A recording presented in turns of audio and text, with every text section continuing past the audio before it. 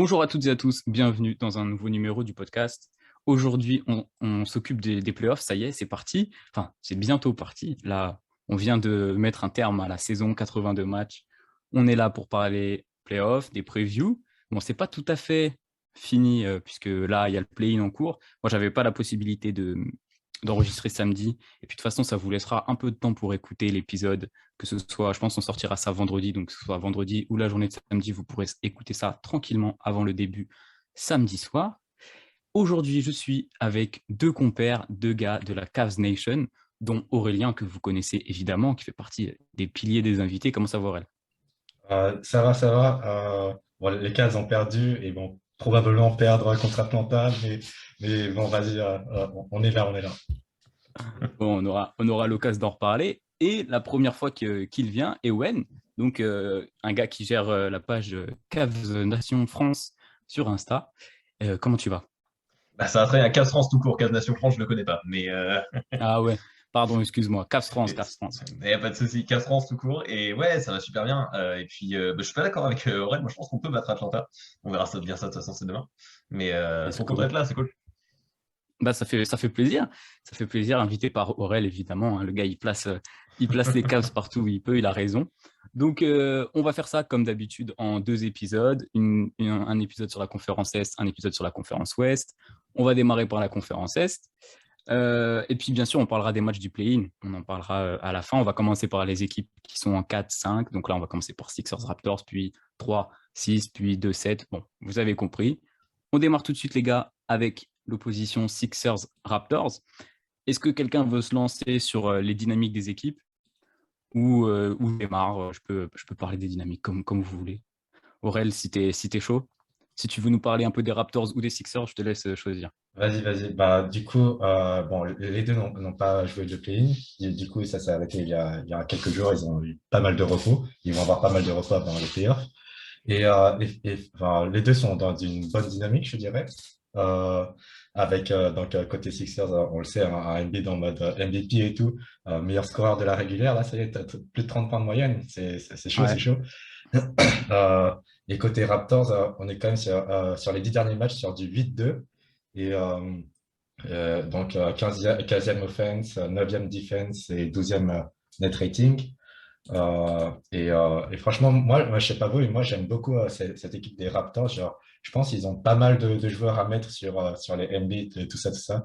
Ils ont beaucoup de taille, enfin, beaucoup de polyvalence et le coaching de Nick Nurse, forcément, il va être très intéressant à voir. Et il peut y avoir potentiellement un upset, enfin, à vrai, entre 4 et 5. Je sais pas si c'est vraiment un upset, tu vois, vu que c'est pas grand-chose Ah si, d'écart. hein.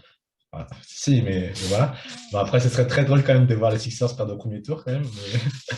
Mais Pas pour voilà. tout le monde, mais les fans des Sixers, je pense qu'ils ne trouveraient pas ça très très rigolo. Mais non, je suis d'accord avec toi. Les Raptors, ils font kiffer. Je pense que personne ne les voyait là. En tout cas, on a eu l'occasion de faire des previews, même sur Insta. Je sais pas si toi, Ewen, par exemple, je suppose que comme la plupart des gens, ça t'étonne un peu de voir les Raptors aussi haut ou tu étais plutôt confiant pour eux cette année? C'est étonnant du point de vue de ce qu'on pouvait voir genre jusqu'à la mi-régulière à peu près. Et puis là, ils sont sur une remontada depuis quelques semaines, ils sont juste inarrêtables. Finalement, les voir là, c'est pas si étonnant quand tu regardes les matchs. Mais c'est sûr qu'avant la saison, personne ne les attendait ici. C'est une giga surprise. Et là, franchement, en entrée de playoff, je pense qu'il n'y a pas beaucoup d'équipes qui a une meilleure dynamique que les Raptors actuellement. Ouais, je C'est regardais. juste un truc de fou. On est d'accord. Bon, il y a un petit Van Vliet dernièrement Hmm. qui galère un peu sur la fin de la saison, mais c'est compensé par tous les Pascal Siakam qui a été énorme et qui a Ouais, détruit Siakam les qui revient Sixers. à un niveau qu'on lui connaissait les saisons précédentes. En fait, il a été un peu en demi-teinte au début de saison et là, il revient à un level qui est juste ahurissant. C'est génial. Ouais, c'est clair. Il Il y y a a eu un ça, il joueur y de a la ce... semaine, je crois, c'est calme, non? Ouais, il me Oh, je semble, sais hein. pas. Je pense, hein, si tu as Il ça me dans la semble, tête.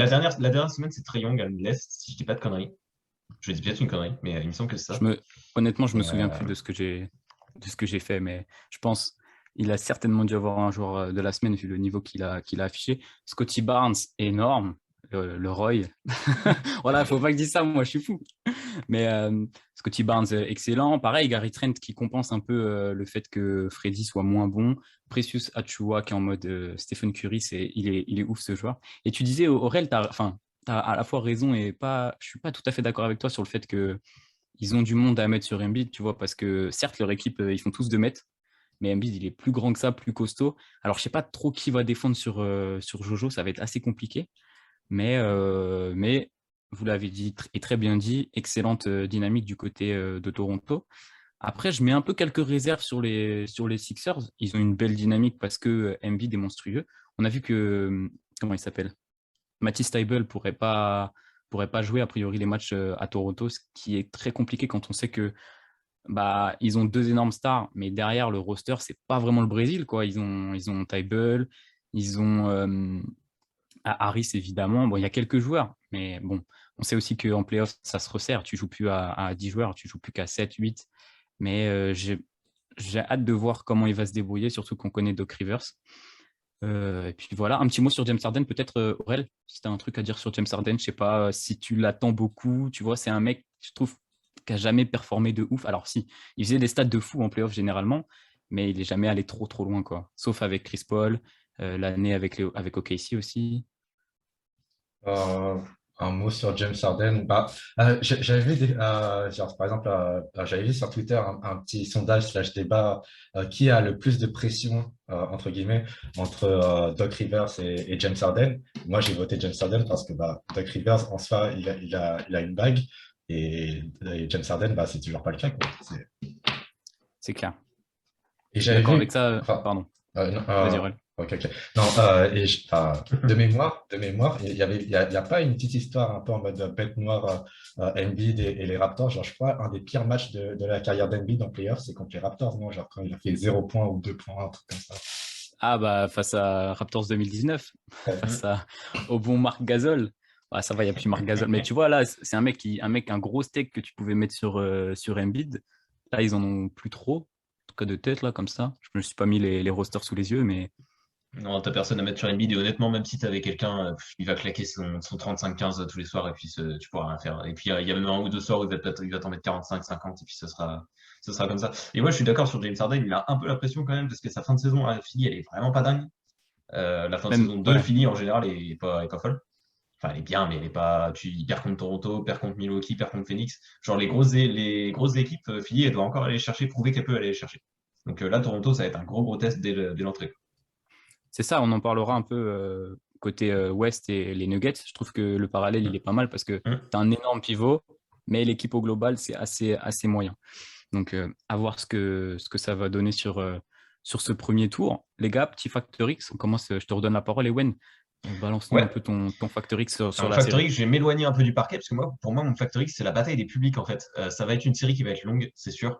Et du coup, avec Philly et Toronto, on a deux des arènes les plus chaudes de la ligue. Donc vraiment, ça va être à quel point le public peut pousser son équipe dans les derniers retranchements pour aller gagner des Game 5, des Game 6, des Game 7. On verra les pronos plus tard, mais je pense que c'est une série qui peut aller très loin. Donc pour moi, le public, ça va être un facteur absolument clé. On sait que c'est des playoffs en plus, les gens vont être chauds. Donc le boucan dans la salle, ça va être ce qui va pousser les joueurs pour moi et ce qui va leur permettre en partie de remporter la série pour l'équipe qui va partir au prochain tour. Ouais, c'est clair. Surtout, j'aime beaucoup les matchs à Toronto. Mm. Donc, j'ai hâte de voir ce que ça va donner. Aurel, pareil, je finirai avec mon Factor X, mais pareil, je te laisse la parole pour ton Factor X. Pour rebondir sur les publics, avec cette année, tu sais, il y avait le Covid et tout. Et je crois, genre, la salle des Raptors, du coup, vu comme c'est à Toronto, au Canada, du coup, les restrictions sont un peu différentes. Et je ne sais pas où ça en est au niveau Justement, des c'est ça. restrictions, mais je sais C'est vrai qu'en il y avant, avait ils des n'avaient pas de moments où, public. ouais, ouais, il n'y avait pas de Ouais, public. on en parlait avec Edwin la dernière fois. Il nous disait ça, mais il nous disait qu'il n'y avait plus du tout de public. Je crois alors, en tout cas, en ce moment, maintenant, il y a du public. Mm. Est-ce qu'ils sont à 100% ou pas dans la salle? Là, j'en ai aucune idée. Mais C'est une j'ai bonne vu quoi question. comme match? J'ai toujours le match face aux Lakers en tête où je sais plus s'ils remportent, je sais plus qui gagne. Mais je crois que c'est les Lakers parce qu'il y a un énorme LeBron. Mais Ah oui, de le grand mémoire, tour. de mémoire, il y avait pas mal de monde dans cette salle ce jour-là, donc ça commence à remonter. Je pense Mm. que pour les playoffs, il y aura balle de monde, mais c'est vrai que c'est un bon point que tu soulèves là. Du coup, je te laisse nous donner ton facteur X. Mon Factor X, moi, j'ai mis comme ça, vite fait. Je suis personne pour en parler, tu vois. J'ai même pas fait de basket en club, mais j'ai mis le coaching. tu vois, parce que on connaît la qualité de coaching entre Doc Rivers et Nick Nurse. Et a priori, il n'y a pas match, mais bon, on verra bien, vu qu'ils n'ont pas non plus les mêmes effectifs. Comme tu l'as dit, il y a deux superstars côté, côté Sixers, alors que côté Raptors, c'est un peu plus équilibré, entre guillemets. On verra bien ce que ça va donner en termes de défense, de stratégie, de comment contrer le pick and roll Embiid Harden. Et ça peut être très intéressant. Je suis d'accord. Ça va être ouais, intéressant, mais voilà, je n'ai pas trop confiance en Doc Rivers pour la série, honnêtement. Après, on sait que c'est un mec qui... Enfin, si les superstars, elles fonctionnent bien, tu vois, si tu as deux énormes joueurs, je vois pas pourquoi il s'embêterait à coacher. Ewen, tu es plutôt d'accord, je suppose, avec ça. C'est un peu... Ouais, complètement. De toute façon, là, au niveau des coachs, Nick Nurse, c'est le mec pour moi, dont les Sixers doivent avoir le plus peur, en fait. Oublie Siakam, oublie Van Vliet, le mec qui doit leur faire le plus peur, c'est Nick Nurse, parce qu'il peut totalement les faire déjouer en une fraction Ouais, de dans la seconde. série, ouais. Mm. Dans la série, je suis d'accord. Pour ma part, j'ai choisi, on va rester côté Raptors. J'ai pas vraiment noté, mais on va dire que là, chez les Raptors, il y a des mecs qui sont allés loin, qui sont bagués, comme Van Vliet ou Siakam, on l'a dit. Et je pense que c'est des gars qui doivent. Alors, il y a pas mal de gars qui ont fait des playoffs de chaque côté. Dont par exemple ils ont un Danny Green, les Sixers, et c'est un mec qui a joué genre 153 matchs de playoffs, je crois, j'ai regardé tout à l'heure, et il doit faire partie du top 50 des joueurs qui ont joué le plus de matchs en playoffs, tu vois. Donc c'est assez impressionnant. Mais par contre, comme ils ont aussi des jeunes Toronto, faut que les Van Vliet, que les Anunoby, même les Chris Boucher, tout ça, qui n'ont pas forcément joué beaucoup durant la saison 2019, il faut qu'ils se souviennent de ça, de cette intensité-là, pardon, et qu'ils fassent soulever toute l'équipe, que ça tire l'équipe vers le haut pour faire face à ces deux monstres que sont Embiid et Harden. Ça va être intéressant à voir.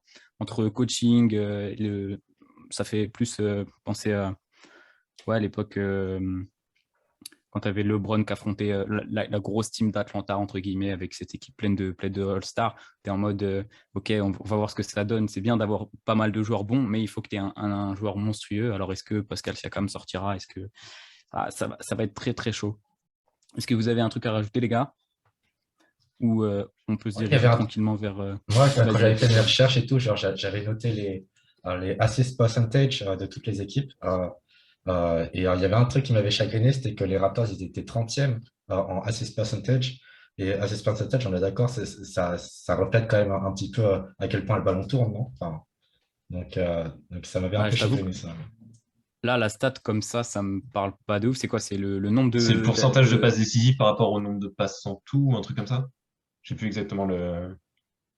Parce que le ballon, il tourne bien. Ah ouais, alors après, est-ce que c'est sur les actions où le ballon, il tourne, mais au final, le joueur se crée son action tout seul à chaque fois? J'avoue que je sais pas trop. Pourtant, ça joue... j'ai trouvé que ça jouait non, bien. c'est le pourcentage de panier marqué sur passe décisive ou un truc comme ça. J'ai un doute, je t'avoue.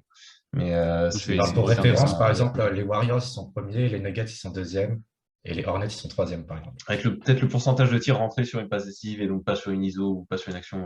Ouais, mais même, ça doit être tout simplement... Ouais, parce que tu vois, ils sont 29e en assist par match au global. Donc, en fait, le ballon tourne peut-être, mais à chaque fois, c'est un joueur qui se crée... Ça finit sur une ISO. Mais après, c'est que des joueurs comme ça, quoi. Les Van Vliet, les Siakam, c'est des joueurs qui se créent leur tir tout seuls la plupart du temps. On peut passer au prono alors. Je vais pas me lancer en premier, je vais vous laisser vous mouiller un peu. Ewen, je vois que tu étais chaud pour balancer un Game 7 direct. Oui, il y a un Game 7, et pour moi, s'il y en a un, il est remporté par les Sixers qui seront à domicile en 4 Game 7. Juste Embiid Harden, pour moi, ça finit le travail en 4 Game 7. Ok, tu penses que les Raptors, ils sont tellement chauds qu'ils vont aller chercher 7 matchs? Ouais, oui, je pense que comme l'a dit Aurel, le coaching va jouer, et pour moi, Nick Nurse, il peut pousser les Sixers très loin. Mais maintenant, s'il y a un Game 7, pour moi, c'est Philly qui passe. Ok, ça me plaît. Aurel, pareil ou un peu plus petit bras, entre guillemets? Comment ça, petit bras? Je sais pas, tu vois, moi, je me considère un peu plus petit bras sur la série. Ok. Moi, Game 7 également. Ah Et ouais, vous êtes victoire Raptors. Je veux voir le monde brûler. Ah ouais, d'accord. Toi, tu as un problème avec les fans des Sixers, en fait. C'est ça le. Aïe, aïe, aïe, aïe, aïe. Bon, ok. Bon, moi, je vais pronostiquer 4-2 quand même pour les Sixers. Je pense que malgré, il y a pas mal de soucis dans cette équipe. Enfin, de soucis, oui et non. Mais vas-y, comment ils vont arrêter Joel Embiid il est trop fort. En plus, je sais jamais, le MVP s'est donné pendant le premier tour, à la fin du premier C'est tour. après le premier tour, je pense. C'est entre le premier et le deuxième, quelque part pendant le deuxième, un truc comme ça. Ok. Ça va dépendre Non, d'où Ok. les séries Embiid se va pas terminent. l'avoir.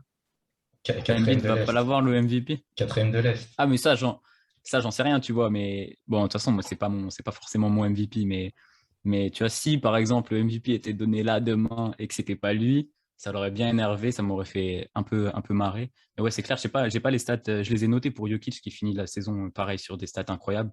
Joel, il doit finir en 42-12, un truc comme ça, tu l'as dit tout à l'heure, Ewen. Donc, je me demande comment ils vont l'arrêter et je vois 4-2. Ils finissent à Toronto. Je sais pas comment ils peuvent finir à Toronto s'ils n'ont pas Saibol. Ça va être important aussi. On n'en a pas beaucoup, beaucoup parlé. Mais c'est un joueur qui défend fort. Et sans lui, je pense que ça va être Ouais, beaucoup c'est un plus élément clé. Déjà que de compliqué. base, ils n'ont pas une profondeur de ouf, les Sixers. Mais Tybalt, en plus, Ouais, c'est ça. c'est vraiment une absence qui va leur coûter très très cher, je pense. C'est ça. Il va falloir qu'ils rentrent Danny Green, je pense, dans leur Ouais. 5. Et après, sur le banc, ouais, ça va être compliqué. Hâte de voir aussi ce que ça va donner avec Tyrese Maxey, un joueur que je kiffe beaucoup. Et premier playoff, non. Bah non, les playoffs de l'année dernière, il les a joués. Non, oui, il a déjà eu un ou deux ans de playoff dans les pattes, je pense, Maxime. Mais, C'est ça. Et là, il Sauf va que avoir l'année beaucoup plus dernière, de il a pas joué responsabilités, là. beaucoup. C'est ça. ouais, complètement. Après, à voir ce que lui laisse Harden et Embiid en termes de responsabilité. Mais tu vois, le passé, par exemple, je sais pas par qui il pourrait le remplacer dans le 5, mais le passer sur le banc pour qu'il fasse un peu, entre guillemets, le travail de sixième homme, ça serait pas déconnant. Ouais, hâte de voir ce que Doc Rivers il va dire de tout ça. Samedi On soir, continue, minuit. messieurs. Ouais, bah ouais, minuit. Je sais pas si je serai devant, mais en tout cas, il y a des matchs qui commencent tôt. C'est quoi, c'est 19h le premier match Ouais, 19h, samedi? Mavs Jazz. Ouais. Ok, ça va être assez sympa à suivre. On continue, messieurs, avec une série qui sera peut-être moins serrée. En tout cas, on verra ce que vous en pensez. Bucks Bulls, donc le troisième contre le sixième de l'Est. Vas-y, Owen, je te laisse parler de la dynamique, soit d'une seule équipe, soit des deux équipes, comme tu le souhaites. Ouais, bah, j'ai commencé sur les Bucks, c'est hyper stable en fait. La dynamique là en fin de saison, ils ont vraiment pris le rythme de croisière et playoff, ça va encore augmenter. Et surtout, ce qui est intéressant sur leurs 10 derniers matchs, c'est qu'ils tapent des grosses équipes et ça, c'est important quand tu arrives en playoff. Tapent Chicago notamment, tapent Boston, tapent Brooklyn et tapent Philly. Donc, ouais, ils arrivent en terrain complètement connu en fait. Ils sont littéralement dans leur canapé, mais en même temps focus quoi. Donc, ils vont avoir un large avantage, surtout que Chicago à l'inverse, je vous laisserai développer, mais c'est une des dynamiques les plus dégueulasses en arrivée de playoff. C'est compliqué sur cette fin de saison. En défense, ça prend très très cher. Même s'ils n'ont pas une fin de calendrier facile à leur décharge. Mais ouais, Milwaukee, avantage total, que ce soit sur la dynamique et puis même le reste. On aura l'occasion d'en parler, j'imagine. C'est ça, Aurel, je te laisse rebondir si tu as des trucs à ajouter, sinon je. Ouais, les Bulls, totalement dynamique à temps. En plus, ils ont toujours pas Lonzo Ball, là. Un Mais ils élément auront, Ok, ils clé. auront c'est pas fini Lonzo saison. Ball, ouais. Ouais, Lonzo Ball a pour la saison, c'est ça. malheureusement. Et c'est Pauvre 13e Bulls. offense, 23e défense, les Bulls. C'est vraiment cata. Et ouais, je pense qu'il y aura no match, hein. Directement. Qu'est-ce que je me suis noté, moi? Le retour de Brook Lopez, quand même, parce qu'on dit que ça fonctionne bien du côté de Milwaukee, et c'est aussi en partie grâce à Brook Lopez, qui a fait une dizaine de matchs. Ça fait du bien en défense, et je crois qu'en termes en attaque, il est déjà sur ses standards, quoi, assez adroit de loin, sa petite dizaine de points. Ça va être assez compliqué d'aller chercher Milwaukee. Surtout qu'ils ont tout le monde à 100% dernièrement. Et puis ouais, tu l'as dit, ils ont battu les Bulls, et je crois 2 fois. Alors, c'est peut-être pas 2 fois dans les 10 derniers matchs, mais ils les ont démontés. Non, mais en fin de saison, ouais, c'est deux fois. Pas dans les 10 derniers. Dans les 10 derniers, je crois qu'ils les affrontent qu'une fois. Mais Ok. effectivement, ouais, en fin de saison, ils affrontent deux fois les Bulls et deux fois ça. Ça gagne facile. Ouais, ça me désole un peu pour les pauvres Bulls qui finissent sixième. Alors, ouais, tu l'as dit, il y avait pas mal de blessures, et surtout sur des joueurs défensifs, ce qui explique aussi. Bon, au début de la saison, je ne les voyais pas forcément. Je pense que personne ne voyait comme l'une des meilleures défenses de la ligue, loin de là. Mais quand tu perds Patrick Williams, Lonzo Ball, évidemment, qui a été exceptionnel sur les matchs où il était là, Caruso, enfin bon, tous les joueurs qui étaient à vocation défensive dans cette équipe n'étaient pas là. Alors forcément, ça, quand tu as DeMar DeRozan qui met 35 points par match sur tout un mois, c'est facile de gagner des matchs. Et quand c'est plus le cas, comme dernièrement, après le All-Star Game, c'était vraiment la cata. Je crois que j'ai noté. Ils ont fait 8 victoires depuis le All-Star Break. Donc, je ne sais pas sur combien de matchs ça représente. Mais 8 victoires depuis fin février, ça fait pas énormément de matchs gagnés. J'ai rien d'autre à rajouter, les gars, peut-être si vous avez, vous. Sinon, je vous laisse développer, Aurel, ton facteur X. Mon facteur X, c'était quoi? Ouais, j'avais mis la défense parce que Bucks 14e, mais 14e defensive rating, sachant que Brook Lopez n'était pas là sur la majorité de la saison. Et les Bulls 23e defense. Donc, ça va totalement jouer là-dessus. Et comme tu as dit, au-delà de Lonzo Ball, il y a aussi Alex Caruso et Patrick Williams. Le fait d'avoir perdu ces deux joueurs-là aussi, ça joue énormément sur tout un collectif et une défense. Et ben voilà.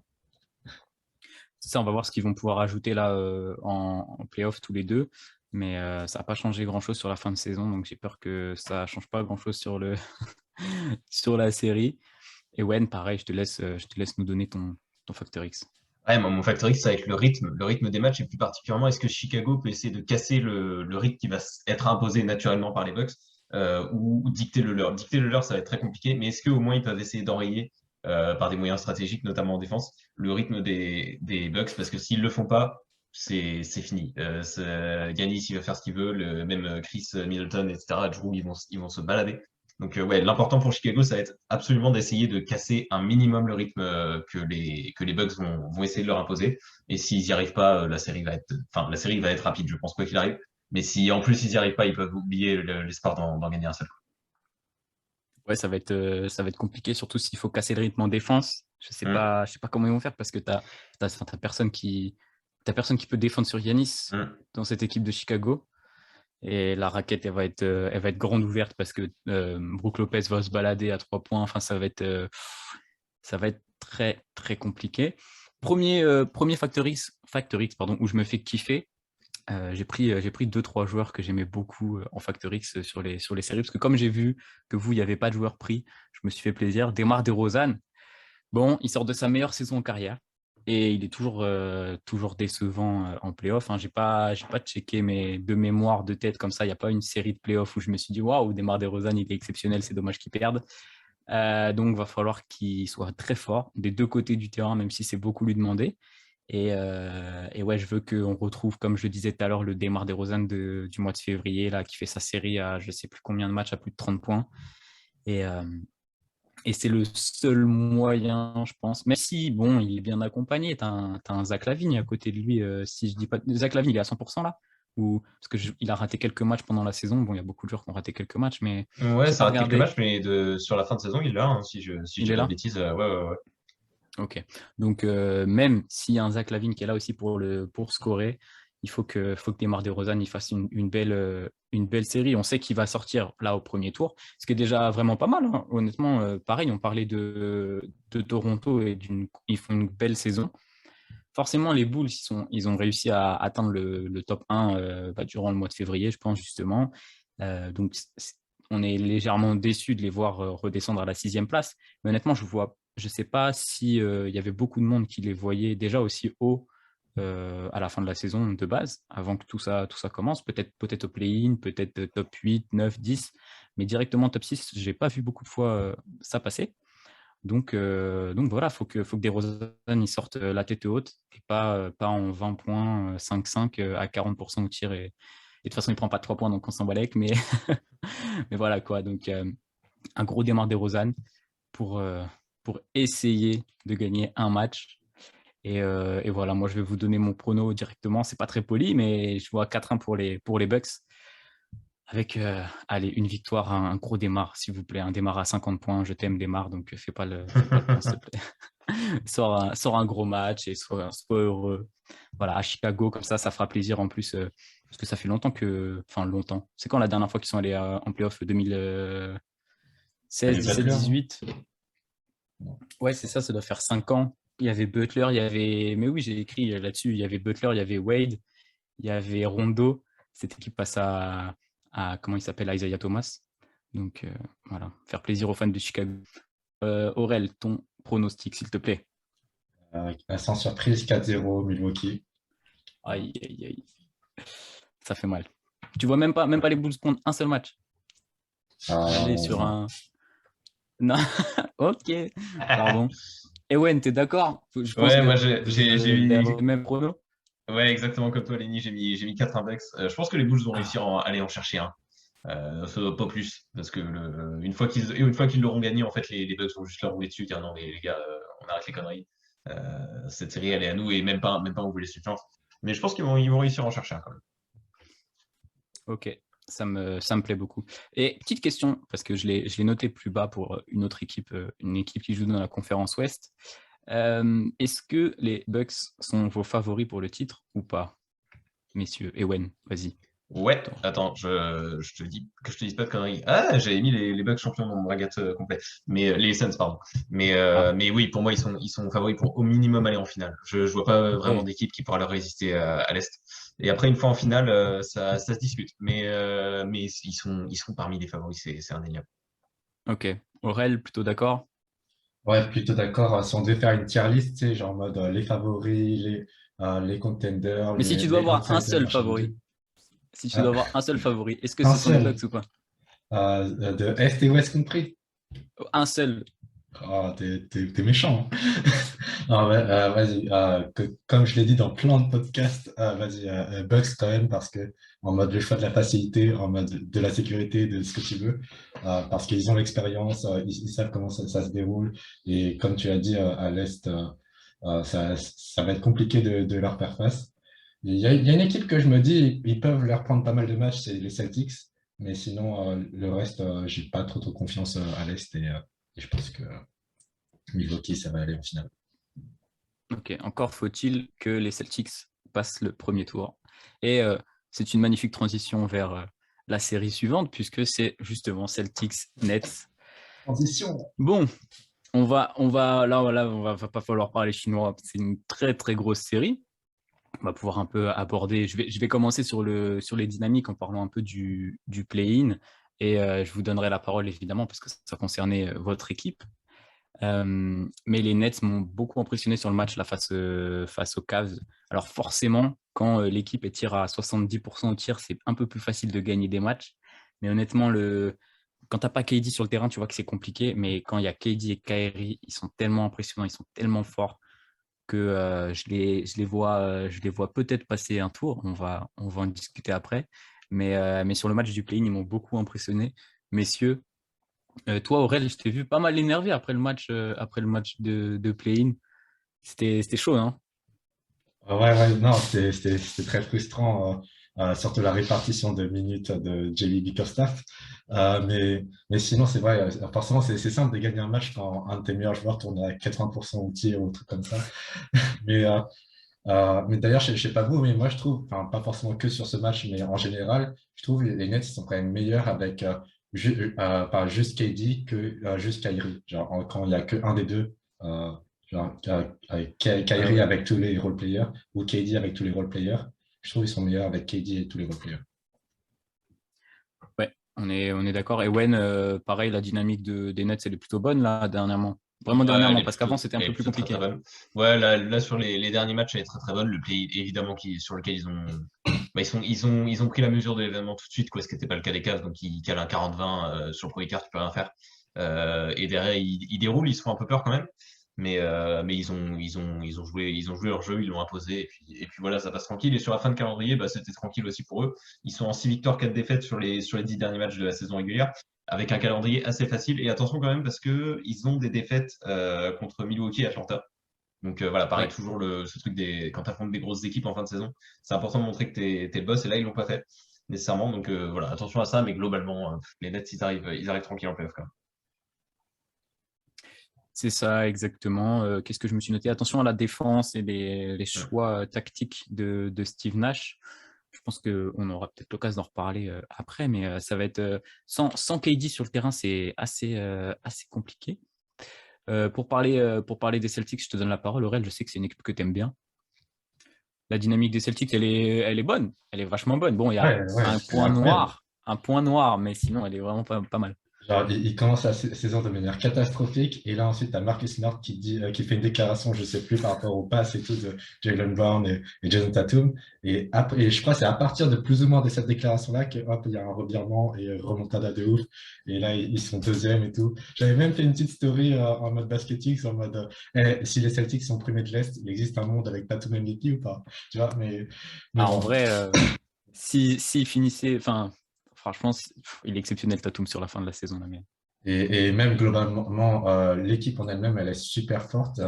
Première defensive rating. Et d'ailleurs, je crois ils ont 2 joueurs en potentiel candidat DPOY avec Marcus Smart et le pivot Robert Williams. Et non, alors comparé aux Nets qui sont 10e offense, 20e defense et 15e net, les Celtics sont 9e offense, première defense et 2e net rating. Et quand je regarde ça, genre les stats d'équipe au global sur la saison, pour moi, c'est plus les Celtics qui me donnent l'impression d'être contender que les Nets, tu vois. Ouais. Ah ouais, c'est clair. Sur la fin de la saison, c'est clair. Tu as dit Tatum calibre MVP. Je me suis noté, ils sont en 24-6 depuis le 1er février. Parce qu'absolument, quand tu regardes les victoires-défaites là sur Basketball Reference, tu n'as que des barres vers le haut comme ça. Ting, ting, ting, ting. Ewen, c'était un petit truc à rajouter sur la dynamique de Boston? Non, bah, elle est juste excellente. C'est incroyable ce qu'ils font depuis le All-Star Game. Ils perdent Robert Williams quand même en fin de saison. Ça fait très mal. Parce que c'était vraiment un élément essentiel de leur échiquier. Mais sinon, il y a rien à dire. C'est juste incroyable et c'est une des meilleures. En entrée de playoff, pareil, on parlait d'autres équipes des Raptors tout à l'heure qui a une super dynamique. Bah là, Boston, c'est pareil. Tu peux être partie du top pour ce qui est dynamique en entrée de playoff. C'est ça, quand tu es top 1, top 2, top 3 en général, ou alors quand tu finis bien la saison, tu as rarement une mauvaise dynamique. Bah ouais, je pense que c'est ça, tu l'as dit, tu l'as évoqué, la blessure de Robert Williams. Alors j'ai vu là dernièrement qu'il pourrait revenir en cours de série. Ouais, donc ce ça vient de tomber là. serait vraiment pas non, je crois en cours de série. Je crois que c'était cours de série, ouais. Il me semble que c'était ils avaient des espoirs qu'ils puissent revenir pour le premier tour, si je dis pas de conneries. Donc à vérifier peut-être, mais en tout cas, si il peut, je sais pas si il peut revenir, ça peut être que bénéfique pour cette équipe. Messieurs, Factor X, on part là-dessus.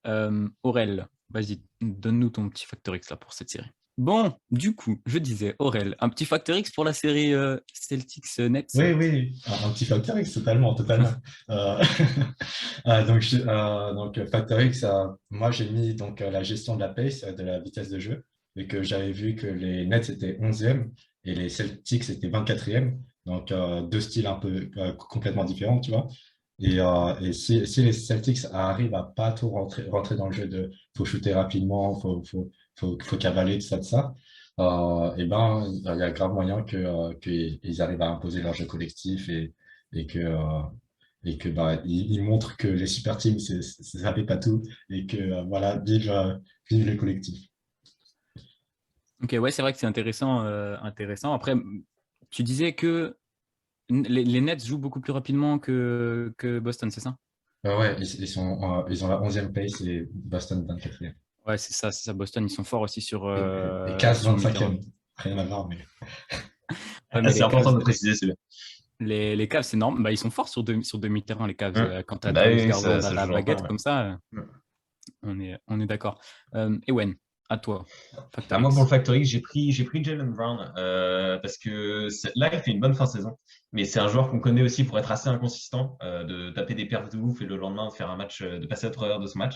Et là, il ne pourra pas se le permettre face aux Nets. Il faut qu'il soit proportionnellement pour Tatum ce que Kyrie et pour KD. En fait, c'est vraiment le lieutenant hyper fiable. Tu lui donnes la gonfle, il faut qu'il soit capable de scorer. En défense, il faut qu'il soit impeccable. Donc, ouais, vraiment, pour moi, ça va être le facteur qui fait que ça passe ou ça casse pour Boston.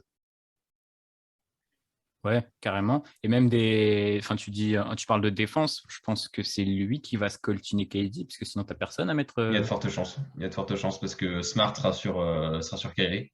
C'est ça. Donc, ouais, ce sera lui ou Tatum, je pense. Mais, Ouais, mais faut pas trop plutôt fatiguer Brown. Tatum. Ouais, c'est ça. Donc, ce sera sans doute Brown qui va se taper le sale boulot à ce niveau-là. Donc, faut qu'il soit. T'as raison, faut qu'il soit costaud. Et tu parlais de Kyrie, tu vois, j'étais curieux parce que je sais que l'année dernière, il fait une saison de malade. Ah ouais, mais là, il n'y a pas beaucoup de matchs joués cette année. C'est vrai que dans C'est ce ça qui est rôle-là, compliqué. dans ce rôle-là à Brooklyn, il est vraiment exceptionnel, Kyrie, hein. C'est un truc de ouf. À côté de KD, il est vraiment trop fort. Ouais, la connexion avec KD marche super Ah ouais, c'est trop. Bah, il tire à 80% au tir aussi, alors bien. forcément, ça facilite bien les choses. De mon côté, j'ai choisi, on n'en a même pas parlé, le retour potentiel peut-être, on ne sait pas, de monsieur Ben Simmons, qui, alors, il n'a pas joué depuis 1 an, du coup, maintenant, bientôt, mais s'il revient, ça va apporter un peu de défense à cette équipe. Ça va largement faciliter la tâche de ce côté-là pour KD, puisque là, on vient de le dire avec Jalen Brown, Jason Tatum. Faut que KD soit 100% en attaque. On le sait maintenant, il peut défendre, mais si tu as un Ben Simmons qui peut arriver, qui peut là, se mettre en poste 4, parce que s'il intègre l'équipe, il faut qu'il se mette en poste 4, qu'il fasse jouer KD en 3, parce que je vois pas KD en 5. Là, on part vraiment dans des histoires, mais histoire que Ben Simmons il puisse faire le sale boulot. Je pense que même si ça fait longtemps qu'il n'a pas joué, il est en bonne condition physique, il est jeune quand même. Il n'a pas une qualité de vie horrible, je pense pas. Donc, faut qu'il soit. S'il revient, ça peut faire le plus grand bien aux Nets. Et attention à cette équipe. Et puis, ça va un peu embêter Jason Tatum, parce que je voulais le dire aussi au niveau des dynamiques. Déjà, il est très fort. Il a été très fort sur la saison régulière. Jason Tatum en playoff, il est super fort aussi, quoi. Il est monstrueux. Donc, que ce soit ses premières saisons ou l'année dernière déjà. Non, l'année dernière ou dans la bulle. Là, je me souviens plus, mais face aux Nets, c'est l'année dernière déjà qui joue les Nets. Ou c'est en Oui, je crois que c'est ça. 2020. Les Nets passent contre Boston et après ils affrontent Milwaukee, il me semble. Ouais, les matchs où il met 50, 40, où il fait des dingueries offensives. Donc, si Ben Simmons peut venir défendre sur un Jason Tatum, ça pourra faire que du bien à cette équipe des Nets. Après, c'est pareil, je crois que c'est un peu comme.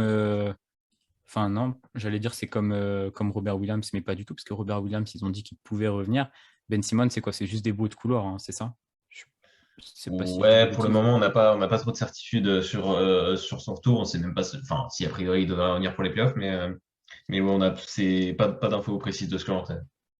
C'est ça, un peu un coup de bluff du côté de Brooklyn. Ouais, c'est un peu le Joker qui vont pouvoir sortir de leur manche C'est ça. au dernier moment. Quand ils sont en À galère dans chaque, une série, ils menaient de Ils sont down 3-1. trois matchs et puis ça, ils te font une remontada. c'est ça, à chaque match, ils vont dire peut-être que Ben Simmons sera là le match C'est ça. prochain. Ils vont devoir tout revoir leur playbook, les autres équipes et tout, mais bon. On va passer sur le prono maintenant. Aurel, vas-y, donne-nous ton pronostic. Après, juste vite fait revenir sur Ben Simmons, mais c'est vrai que Vas-y. ça pourrait changer quand même pas mal de choses, même si bon, c'est pas non plus un truc incroyable qui va faire que hop, Ben Simmons est là, hop, ils vont gagner, tu vois. C'est pas ça, tu vois. Mais tu passes quand même de 0 genre, même un Ben Simmons à 50%, 60%, c'est mieux que rien du tout, tu vois. Genre, pour se marrer, on le disait pour le trade, pour l'instant, le trade entre Sixers et Nets, ça a été Harden et des role-players contre des role-players parce que Ben Simmons il joue pas. Donc tu as juste C'est récupéré ça. des role-players en échange de Harden, quoi. Des role-players qui font taf quand même du côté de. En tout cas, André Drummond est hyper sérieux. Ouais. Le début de match contre Cleveland, il est incroyable. Et bon, aussi, on sait que Cleveland, il y a des problèmes de blessures dans la raquette, hein, sans Jarrett Ouais. Allen. Donc forcément, ça laisse de la place à Drummond. Curry un peu plus en arrière sur le match. Je crois qu'il a même été dégueulasse sur le match. Mais ça fait le taf. Mais tu disais, pardon, Ben Simmons, c'est qu'un plus, c'est sûr. Du coup, je te laisse balancer ton prono. Alors, le prono. Euh, Ah, c'est chaud. Vas-y, on va dire, allez, enfin, plus ou moins au hasard pour le score, mais je suis sûr à 100% pour le vainqueur de la série. Alors, on va dire 4-2 Boston. De Boston. Ok, t'es chaud. En même temps, c'est un match 7, ça fait un Ouais, peu comme le match du play-in. T'as pas envie de jouer un match 7 contre Kyrie et c'est ça. KD, c'est clair. Et Wen, plutôt Boston ou Brooklyn du coup? Bah, tu me fais une transition parfaite parce que moi, j'ai mis un match 7 parce que j'ai envie que cette série dure le plus longtemps possible déjà. On est, Et pour moi, en cas de match 7, bah, c'est les Nets qui passent en fait. on est Juste, d'accord. ouais. Et encore, faut faire attention à Boston qui, dans ce cas-là, serait à domicile en plus. Mais ouais, pour moi, en cas de match 7, et j'ai mis un match 7, KD, ça roule sur n'importe quoi qui est en face en fait. Il y a peu de joueurs Ouais, qui peuvent se mesurer à lui sur un match d'un tel jeu. c'est ça. Sauf s'il a le gros orteil sur une ligne à 3 points. En C'est ça. général, c'est Bah, faudra qu'il se il coupe est les trop ongles fort. avant le match, mais Bah, je suis d'accord avec toi. J'ai mis 4-3 Nets aussi. Donc, un upset, entre guillemets, pour le coup. Parce que enfin, cette équipe des Nets, on ne sait pas trop. Même s'ils ont fini 7e, est-ce que c'est ouais, tu sais jamais vraiment. trop à quoi t'attendre. C'est le septième qui veut pas dire grand-chose. C'est un peu les Lakers dire un nombre au final, ça va foirer quand même, mais genre t'es pas très haut au classement et puis en fait tu peux rouler sur tout ce qui bouge parce que t'as géré ta saison comme ça quoi. C'est clair. Donc, 7 matchs de mon côté aussi. Un régal au TD Garden. Kyrie qui écrase le logo. Tout ça, on connaît. Ça sera très certainement un régal cette série. J'avoue, l'ambiance. Ouais, franchement, c'est une des séries les plus alléchantes de tout le premier tour, si ce n'est la plus alléchante. Ouais. Ça va être une dinguerie, Ouais, c'est sûr et certain. ouais, c'est clair. Il y a une autre. Il y en a quand même pas mal. Là, les jeunes entre Memphis et Minnesota aussi, Ouais, ça me ouais. fait bien envie, mais Mm, mm, c'est mm. pas le même, pas la, pas la même ambiance, C'est quoi. pas le même, la même intensité, c'est pas le même type de série, mais pas le type de professionnalisme, on va dire. Mm, Mais ouais, les deux vont être probablement les meilleurs de ce premier tour. c'est ça. Bon, on finit avec un 8 qui, pour l'instant, Heat face à. Est-ce que ce sera les Cavs? Est-ce que ce sera Atlanta? Je vous laisse un peu parler du play-in vu que vous êtes directement concerné. Et je crois pas d'accord du coup parce que Aurel, je te voyais chaud pour que les Cavs battent les Hawks alors que Ewen un peu plus. Non, non, c'est l'inverse, je dis des C'est bêtises. l'inverse. C'est l'inverse. Excusez-moi. C'est l'inverse. Donc vas-y, Ewen, ouais, parle-nous un peu du match là, qui arrive. Ouais, je pense qu'à domicile, on a des vraies chances contre Atlanta. Ils ont pas les armes à l'intérieur enfin, ils ont des armes à l'intérieur, mais pas qui nous font chier au point où André Drummond nous a fait chier contre les Nets. Bon, il y a quand même Clint Capella qui va clairement faire son boulot, mais on est encore 50-50 sur un retour d'Allen. C'est peu probable, mais c'est pas impossible. Et si Allen est là, pour moi, c'est sûr et certain qu'on passe. Et s'il est pas là, on a quand même des bons arguments à faire valoir de notre public, les bonnes dynamiques de Garland évidemment, de Mobley. Donc je pense qu'on a des vraies chances de faire déjouer Atlanta sur ce match. Atlanta qui sera un peu potentiellement un peu somnolent après une victoire facile contre Charlotte en plus. Ok, ouais, je vois.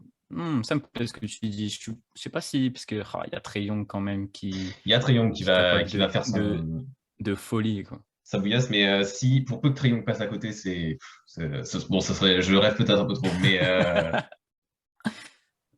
Aurel, vas-y, je te vois. Alors, j'allais dire, j'ai limite plus peur de Clint Capella que de Trae Young, tu vois. Genre, Le match de Capella c'est face sûr, aux le Hornets, match il il va m'a jouer assez à l'intérieur de impressionné. toute façon. Mm. Tu sais que Garland et Trae Young vont faire un gros duel, donc le match il va jouer à l'intérieur. ouais. D'accord. Aurel, du coup, tu vois plus Atlanta passer. Bah, en fait, genre pendant 3 4 jours, genre quand on me posait la question, moi je disais, ouais, en vrai, j'ai pas trop peur hein, des Hawks, hein. On a matière à mettre en défense sur Trae Young, tout ça, tout ça. Et tu as vu le match d'hier. Euh, j'ai pas vu le match d'hier, j'ai juste vu les scores, le résultat. Enfin, j'avais pas le temps de mettre un replay et tout. Mais, mais ouais, je sais pas, ce matin, je me suis réveillé d'humeur pessimiste. Je me suis dit, vas-y. Mais pourtant, en vrai, genre, quand on regardait genre, j'avais fait des sondages sur BasketX et c'était dans les 55% Cleveland et 45% Atlanta. Donc, il y a moins qu'on ait un vrai match là, bien serré et tout. Et, euh, et ouais, du coup, qui dit match serré dit beaucoup de stress. Mais c'est vrai qu'il y a moins quand même qu'on gagne. Ouais. Ok. Je suis plutôt. Bah, en vrai, vous avez raison, je pense que ça va être un beau match. Par contre, le match de cette nuit, alors ça affronte les Hornets, donc les Hornets, ils sont pas bons en défense. Forcément, ils ont personne à l'intérieur pour embêter Clint Capella qui a fait un match énorme. Mais s'ils affichent ce niveau-là, en fait, là, tous les joueurs qui étaient super bons. Et donc, forcément, ça joue un peu aussi sur le. T'es à l'instant, tu vois ça, tu dis waouh, l'équipe c'est fou, ils tirent tous à 50% au tir, 40% de loin, ils font flipper. Alors que demain, c'est quoi? Oui, c'est demain. Là, on est quoi? Jeudi, ce sera On est vendredi jeudi, ouais, soir c'est le demain. match. Demain, ça peut être complètement inversé. Je vois quand même Atlanta parce que on va dire que même s'ils sortent d'une saison compliquée, ils ont l'expérience, ils sont allés loin en playoff l'année dernière, ils ont un Trae Young qui est absolument exceptionnel. Et même si Darius Garland est très très bon aussi, je pense que Young il a un peu une petite longueur d'avance. Bon, ce qu'on va faire, c'est qu'on va un peu parler du hit aussi quand même. Et puis pour la série, écoutez, je sais pas, messieurs, c'est vrai que j'ai pas prévu ça, mais bon, de toute façon, on a tous pris des facteurs X concernant le hit ou non, Moi, peut-être j'en ai un sur les la Cavs. dynamique des Je équipes. me suis fait kiffer, j'ai pris un factor X sur les Cavs. Ah oui, c'est vrai, t'as pris comme si bon, de toute façon, voilà, c'est ça. Après, on va pas se mentir que ce soit les Cavs ou les Hawks qui passent, je pense qu'on est tous d'accord, on voit le hit Oui, écraser le concurrent, oui, que oui, ce soit clairement. l'un ou l'autre. Voilà. Quoi, non, Aurel, t'es pas d'accord? En fait, genre, en plus, il y avait cette réflexion un peu dans la Cave Nation en mode est-ce que ce serait pas mieux de perdre le premier match de play-in pour ensuite se retrouver dans la partie du tableau où tu n'auras ni les Milwaukee, ni Brooklyn, ni Boston, tu vois. Pour moi, ces trois équipes-là sont, sont un peu au-dessus par rapport aux autres à l'Est. Et du coup, genre, là, si on bat Atlanta, on se retrouve dans la partie du tableau où potentiellement il existe un monde finale de Ah, conférence. Il n'y a oui, aucun ah, monde où tu bats Miami, malheureusement. Mais c'est vrai qu'il y a un monde où si tu passes Miami, tu peux aller loin. Mais le problème, c'est si tu passes Miami. ah, vous pensez que si ça passe Miami, tu peux battre après ce qui sort Franchement, j'ai très de envie de voir une Sixers. série, ce que pourrait ressembler une série Sixers Cavs, pardon, surtout vu la gueule des matchs qu'on a eu contre eux. On les perd tous, mais C'est à vrai que chaque j'ai. fois, à chaque fois, ça s'est joué à pas grand-chose et on était Ouais. très accrochés. Et il y a pas une vraie rivalité, parce que les Cavs n'ont pas de niveau pour créer une rivalité contre Philly, mais il y avait vraiment tu sentais que ça s'aimait pas dans ce match-là. Et ça serait une série super intéressante à voir. Mais bon, c'est de la science-fiction parce que je vois pas. Oui. Déjà qu'il Donc, faut que Cleveland soit en playoff et en plus, je les vois pas passer Miami, c'est clair. non, mais d'accord, la défaite contre les Nets, c'était voulu. Ok, moi, je retiendrai ça.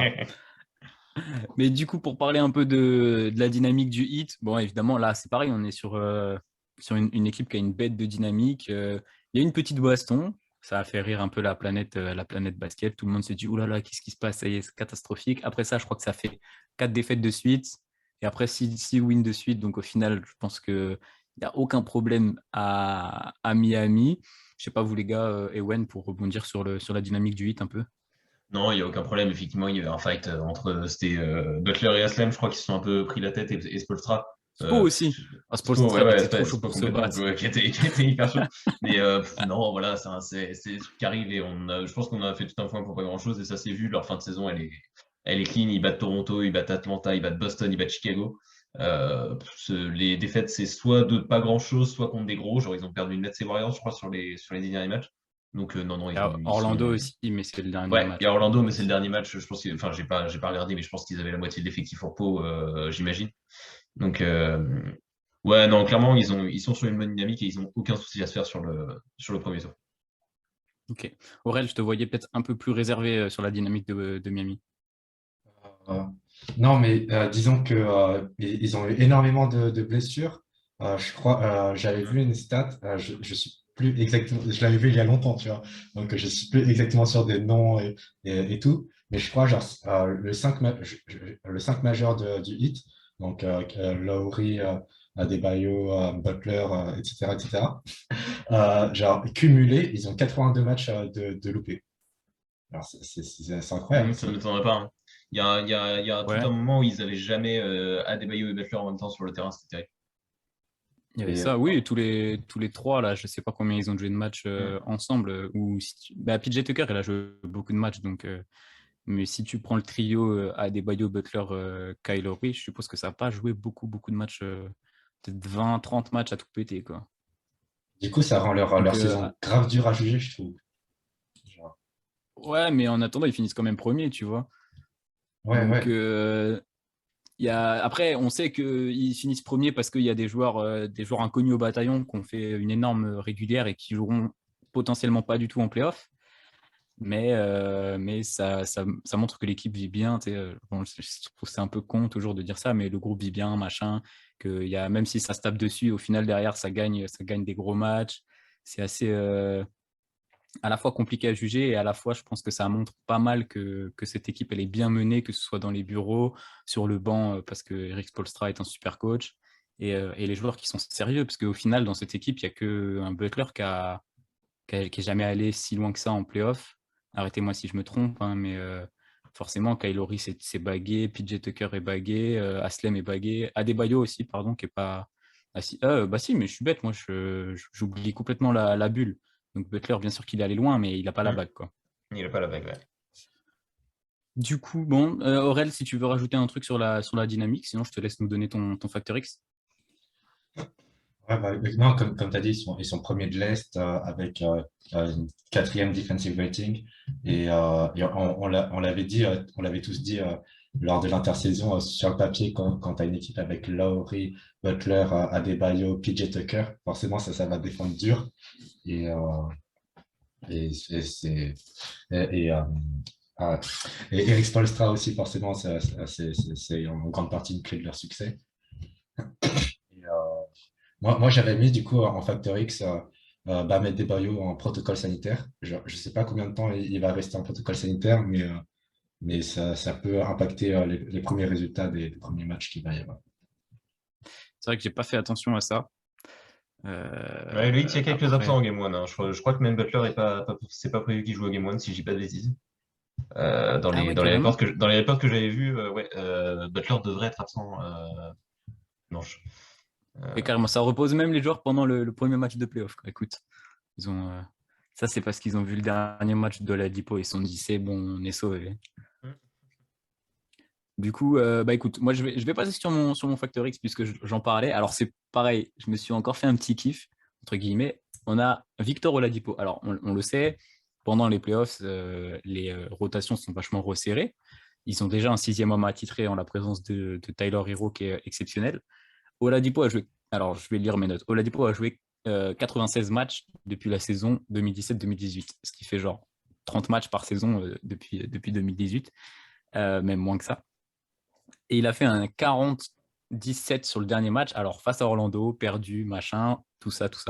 Mais par contre, il a posé quand même 40 points, 10 passes, 7 rebonds ou l'inverse. Donc si, je sais pas, je me pose des questions sur ce dernier match. Est-ce qu'ils l'ont vraiment fait jouer en se disant, bon, il est vachement en forme, alors c'était contre Orlando, c'est pas une défense de ouf et tout, mais est-ce que ça peut être un joker en playoff ou pas? J'ai hâte de voir ça. Est-ce qu'il va pouvoir jouer? Est-ce qu'il va pouvoir être bon? On sait que c'est un joueur qui est capable de défendre, même si avec toutes les blessures qu'il a eues et tout, c'est compliqué de retrouver son niveau, le niveau qu'il a pu avoir à Indiana. Hâte de voir ce que potentiellement pourra donner Victor Oladipo là sur ce premier tour et même sur toute la durée des playoffs. Ewen, je te laisse clôturer avec ton facteur X. Ouais, moi, mon factor X, je l'ai mis pour les Cavs, mais en vrai, il marche pour les Hawks aussi. Ça va être les scoreurs à côté de ta star, en fait. Et surtout en sortie de banc. C'est-à-dire que, OK, il y aura Darius Garland ou Trae Young qui feront leur match. Mais à côté, si tu veux pouvoir surpasser un minimum la défense de Miami, il va falloir un gros, si c'est Cleveland, Caris LeVert, Lauri Markkanen, Kevin Love, etc. Si c'est Atlanta, ce sera plus du Kevin Huerter, Cam Reddish, etc. Hunter. Ouais, Hunter, ouais. Hunter. Oui, Cam Reddish n'est plus là. Oui, non, il est plus là, oui. J'ai confondu les deux. Oui, Hunter, effectivement. Bref, voilà, il faudra des gros scores à côté de ta star si tu veux te donner une chance, ne serait-ce que minime, de gagner quelques matchs, parce que sinon, ce sera même pas la peine. C'est vrai, c'est pas bête, puisque on l'a dit, la défense du 8 est très, très costaud. Bah, je te laisse continuer avec ton prono, entre guillemets, que ce soit, je pense, Hawks ou Cavs, ça va pas. Ouais, donne-nous les deux si tu as des idées différentes. Alors, j'avais mis 4-1 Heat Cavs, donc 4-1 pour le Heat, évidemment. Je pense que les Hawks, ce sera pas différent. Peut-être 4-2. Allez, peut-être qu'ils peuvent aller en chercher 2 si c'est les Hawks. Je vois les Hawks être capables de poser plus de problèmes au Heat que les Cavs. Encore que ça dépendra si on récupère Jarrett Allen. Mais dans tous les cas, ce sera une série dans laquelle le Heat n'a pas de souci à se faire. Ok. Aurel, pareil, donne deux pronos comme ça, parce que toi, je sais que tu vois les Cavs passer si les Cavs vont. Non, en vrai, si je suis objectif, de base, j'allais mettre un énorme score pour Miami, Mais c'est vrai que je ne savais pas du tout aussi pour les nombreuses. Enfin, genre Butler out au premier match et tout. Donc, vas-y, pourquoi pas 4-2 hits si jamais c'est les Cavs. Et si c'est les Hawks, vas-y, 4. Game 7, allez. Non, non, non, vas-y, 4-1, 4-1. Ok. Moi, je vais dessus sur ce prono-là, mais que ce soit Cavs ou Hawks, je pense que Miami, ils vont être très costauds, vont être très relous à battre, que ce soit sur un premier tour ou même après sur les playoffs. Donc 4-1 dans tous les cas, peut-être même des 4-0 s'ils sont vraiment énervés. Et puis voilà, je pense qu'on a fait le tour sur tout ce premier tour de la conférence Est. Je ne sais pas si vous avez quelque chose à rajouter. Sinon, on va passer tranquillement à la conférence Ouest. Messieurs, Aurel, peut-être un mot à rajouter. Je ne sais pas sur n'importe quelle série, si on a oublié de dire un truc ou comme tu veux. Il y a grave moyen à l'Est, il y a beaucoup plus de upset qu'à l'Ouest. Grave moyen. Ok, oh, grave moyen. Genre les Nets, qu'est-ce qu'il y a? Les Bulls, non, pas les Bulls. Non, Les pas les Raptors, Bulls. peut-être les Raptors. Et Wen, content toi aussi de ce premier tour. C'était un mot Ouais, global à il y dire a des, dessus. il y a des, il y a des super affiches dans ce premier tour. Je pense notamment aux Sixers Raptors et aux Celtics Nets. Un peu moins de suspense sur les autres séries, mais je ne sais pas s'il y aura potentiel. Pour moi, je vois plus d'upsets possible à l'Ouest. Mais ça va être un super premier tour à suivre. Il va y avoir des chouettes matchs, c'est sûr. Peut-être un peu moins d'intérêt sur la série Bucks Bulls et voire même Heat Cavs ou Heat Hawks. Mais les deux autres séries vont, je pense, nous donner des très très très beaux matchs. Ok, merci les gars. Bon, on va faire. Je vais clôturer entre guillemets cette première partie en vous demandant d'aller vous abonner aux deux gars qui sont avec moi. Donc je mettrai comme d'hab dans les descriptions. Aurel, vous avez l'habitude, mais Cavs France sur Insta. Je mettrai le Twitter et tout aussi si vous avez des. Tu m'enverras au pire les liens. Je mettrai tout ça Ouais, ça marche. dans les descriptions. Je vous dis merci d'avoir écouté ce podcast. Et puis on se retrouve tout de suite pour la conférence Ouest parce qu'il y a aussi pas mal de choses à dire assez intéressantes. Merci les gars et bye. Merci, salut.